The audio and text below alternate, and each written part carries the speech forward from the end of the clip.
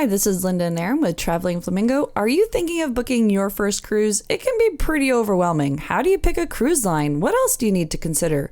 We have all the insider tips. We're going to talk about different cruise lines, budget, itineraries, dates, staterooms, and more, so we can help you pick the best cruise for you. All that and more coming right up. So let's start with budget, because that's probably going to be one of the most important parts of deciding which cruise line you're going to go on.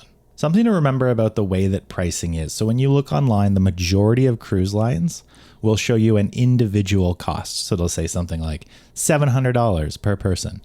That will be based off of double occupancy. Double occupancy means that there needs to be two people in that stateroom. Those two people in that stateroom will pay that fare. And then if there are additional people, there could be discounts and stuff for those other people in the stateroom. But do remember, what you see online is not exactly what you're going to see when you check out. So be prepared for that. If you are going solo, you will have to pay for two for the most part. There are solo rooms, so do keep that in mind if you are a solo traveler. Also, you'll probably need flights. If you don't, that's amazing. But a lot of the times you might need to fly somewhere, so keep that in mind as well. Something you'll be asked when you check out is about prepaying your tips. So you will pay in advance, or you can pay in advance for tips if you want. We tend to, so that we forget it, and it's also baked into the cost of the cruise. So if that's what you want to do, you check that off. If not, you will have to pay those tips later. So do keep that in mind. You still do have to pay. You'll also want to figure out if you want any meal or drink packages. We usually try to do the math on this. We look at how much your average meal is, and then decide how many we kind of want to do on that ship. And if that is more expensive than the unlimited dining package, for instance, then we would go with that. Or sometimes they have 2 or 3 meals for a certain price. Drink packages, we usually pass on, but drink packages do require both adults, if there are 2 adults in the room, to buy that drink package. Otherwise, children will need to get a soda package for the most part. So do keep that in mind as well. So if you're traveling with yourself and somebody else, and you're the 2 in the cabin, and one of you don't want the drink package, you will more than likely have to buy it. Next, you want to price in any travel or cruise insurance that you want, such as cancellation insurance or whatnot. Do look into it though, but that would be an additional cost to think about. There could also be additional costs on the cruise ship. Things, for instance, like individual drinks if you decide to not go with a drink package. They also have a lot of upsells. For instance, we were recently on Carnival, and we've seen this on Princess, where if there's things that you want in the main dining room, some of them may cost extra. So they're usually a premium offering, but they do have them on the menu. And if that's something you want, you'll probably have to pay more.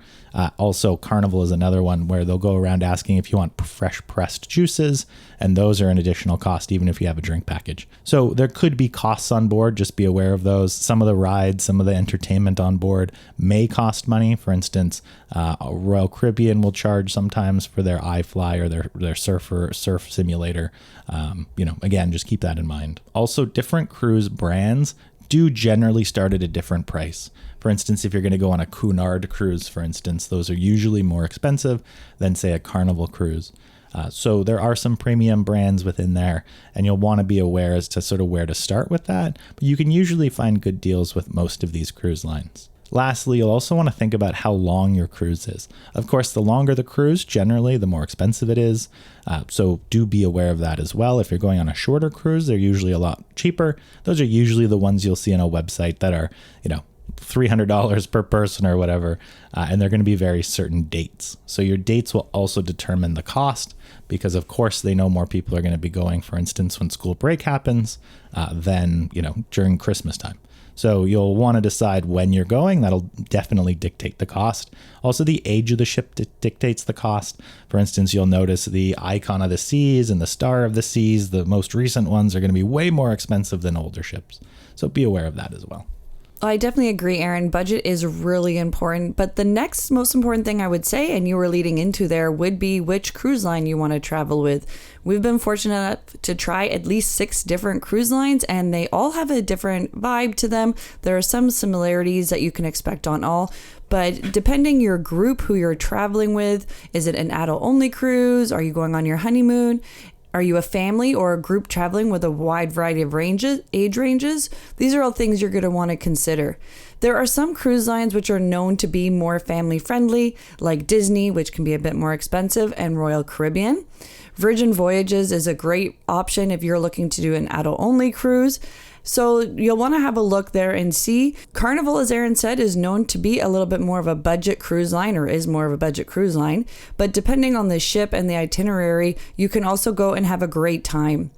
Another thing when to think about the cruise line and who you're traveling with might be the amenities on board. Are you looking for roller coasters and rock climbing walls? Or are you more interested in the pools and the spas? Or the shows? Royal Caribbean is known for their shows. Princess is known for their shows. But they're all cruise lines offer some type of show. And some of the best ones are like your newlywed ones or the family ones. So it doesn't even have to be these great shows. We do also find that the larger cruise ships have so many different spaces and areas to explore. So even if you're not into that pool party vibe, there's usually a quieter pool or a coffee area or just the shops. Like there are so many different areas on those larger ships that you can really make it whatever you want. Food options are also really important. Are you people who like to go to the main dining room? There are some cruise lines whose buffets are really good. So are you somebody who's going to be frequently going to the buffet? We were really impressed with Celebrities Buffet, Cunard's Buffet. So those are things to have a look at as well. And as we touched on just earlier, are you looking for a larger ship, smaller ship, or the modern or not? So these are all things to keep in mind, but I would say it starts with who are you traveling with and what do you really need there. Costs also are dictated by cruise itineraries. So what cities do you want to see? Are they big cities? Do you want to get off the ship in those cities, or do you want to enjoy the cruise ship? How many ports? What excursions are available at the ports? You will pay for excursions through the cruise line. You can also pay for them at the port. There are trade-offs of that. We have videos about all of this though, but at a high level, there are trade-offs either way. You will want to know how many sea days you have, because those will be days that you're on board. And some of these things will determine the cost. There's a lot of cruises that are, primarily sea days with very little ports, and those are cheaper for the cruise line, so they'll be cheaper for you. They have cruises that go out for a longer time, but don't actually go anywhere. They kind of just float in the middle of the ocean, then hit a port and then come back. So there's a whole bunch of different options in terms of cruises. Europe, for example, is another whole thing where there's a bunch of costs too. So it definitely depends on how many sea days you're going to have and what your itinerary is. If you're looking for something that is very much port based and you want to see a whole bunch of different places, you can absolutely do that. Costs will vary. So do determine that. Primarily, it's going to be based on number of days, but there is also differences in very popular cruise ports, etc. Another thing to consider, and this may not be something if it's your first cruise, maybe your second cruise, are the cruise line bonuses. They do try and hook you in to stay with their brand by offering reward programs and discounts. Sometimes they might include discounts on drink packages or laundry. So it's just something, especially if you're going on your second or third, are you planning to stick with a cruise line or do you like to try other ones? I know my mother-in-law had been a diehard Princess fan, and this year we actually got her on a couple other cruise lines, and she really, really enjoyed it. All of them have their own bonuses, so some people are loyal to Royal, and that's who they're staying with, and they get some great rewards, but something else to keep in mind. Something else people sometimes wonder about is travel agents. So the way that it works is a lot of people will say, I can just buy it myself, just as easy. There is some value in travel agents, especially around understanding what ports you're going to. They can also get what are called block discounts. So what will happen is a travel agency will buy 20 or 30 rooms on a new ship or on some ships, and they will sell those at a discount because a cruise line will say, look, if you can sell these out, we're going to give you $50 per person with what's called onboard credit.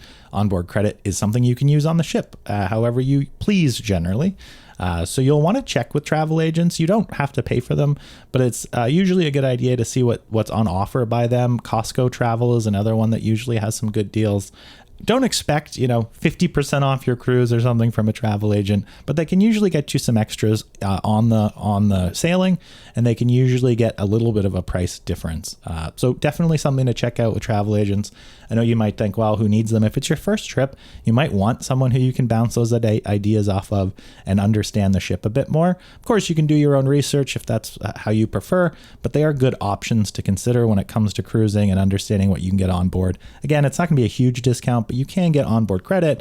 Sometimes you can get free meals and stuff like that. So do check in with that. That's another way of getting a discount, even if you have a reward program with them or you don't have one, because they're usually similar-ish offers. For Carnival too, this might not be all of you, but if people have 100 shares of Carnival, you do also get onboard credit depending on your stay. So some of these share programs are out there and you can look them up to see if there's any value in investing in a company in order to get a discount. If you think you're going to be going on a few of them, to your first trip, you might not be interested in doing that, but just a good tip nonetheless. So you've gone through, you've looked at the amount of money you want to spend, your cruise line you want to go on, where you want to sail.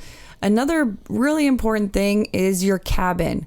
And I know a lot of people who haven't sailed before, they're really worried about seasickness, and the location of your cabin makes a big difference. I had not realized this before, or we knew about it, but the most prevalent I felt it was actually on a transatlantic crossing. Our room was on the 6th deck. We'd gone up to the 9th deck, so just 3 higher, and our room was mid, and we were going to the front. And it was actually hard to walk up on the 9th floor, especially at the front. We're down on the 6th. Yes, we felt it in the middle, but not very much. So having a mid, lower deck if you're worried about seasickness. Some people maybe prefer the interior rooms. Again, having a balcony can help if you're worried about seasickness. It's also nice to have the fresh air and hear the waves as you sail along by. So are you wanting to be somebody up on the same deck as the buffet? These are all things just to have a look at. Aaron had mentioned the solo travelers before. Definitely if you're a solo traveler, booking farther out, like way in advance, you can get those solo traveler rooms, and they are much, much cheaper. So that's something to keep in mind too. If you are gone through and you've chosen your cruise line and everything and you can't get the room you want, you may want to hold off until you can do that. But just keep those things in mind if you're wanting a room higher up, lower down, mid, forward. We've tried some forward facing balconies and really enjoyed those as well. I'd also add, you'll notice something called guaranteed staterooms. So guaranteed balcony, guaranteed ocean view, guaranteed what have you. There are generally like 4 types of staterooms. You have interior staterooms, ocean view staterooms, then you have balcony staterooms, and then you have suites. Obviously, interior is inside, ocean view is a window, balcony has a balcony, and suites are, well, suites, multiple room or multiple area rooms. So that is your general classifications. Then there are guaranteed staterooms. Guaranteed means you don't pick your room. It'll be assigned to you. That can be good. That can be bad. You want to make sure if you are picking a room that you don't have any obstructions. So those would be things like the lifeboats on the side. Other things you'll want to check for, we've never really noticed this, but if you're a light sleeper, are you below the Lido deck? The Lido deck is where the pool and stuff is. Are you going to be below the buffet? Because in the morning you're going to hear chairs potentially. You'll want to see if you're above or below the theater. Like those are things you'll probably want to think of. If you are wondering, hey, how would I know this? You can check out the deck plans online, and you'll also, usually you don't see those things, I think strategically on the website when you're booking, but you can look at the deck plans anywhere and just put in your room number and it'll show you where it's located. I just check a deck above and a deck below, determine if there's anything around you that's going to be annoying for you. We've never really had a problem, but we do hear it sometimes in the morning, so it is something to consider. So if you're booking your first cruise, let us know what you think of this. Let us know if this is helpful to you. If you've booked several of them, let us know what other tips you have, so the next time we make a video, we can include them as well. We just wanted to say thank you for watching. Please let us know if you have booked a cruise, which cruise you booked, and happy travels.